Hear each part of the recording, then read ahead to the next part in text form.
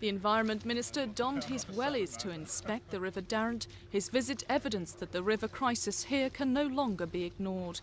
A combination of the driest winter since records began 100 years ago and the constant demand on water from local industry and housing has made this the worst case of over-extraction in the country.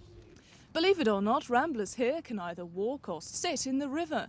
The water level here hasn't been at its best in 30 years. Today it's the driest it's been in living memory in February. Today, David Trippier promised to keep the pressure on the National Rivers Authority and Thames Water to find a solution to the problem, and quickly.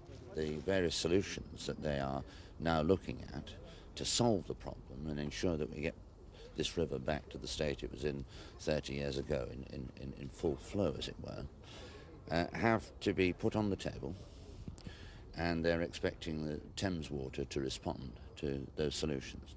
The National Rivers Authority says there are a number of alternatives for supplying water, but they're all extremely expensive, running into tens of millions of pounds. The sorts of options that have been looked at include making a connection from the London Ring Main and bringing water towards southeast London.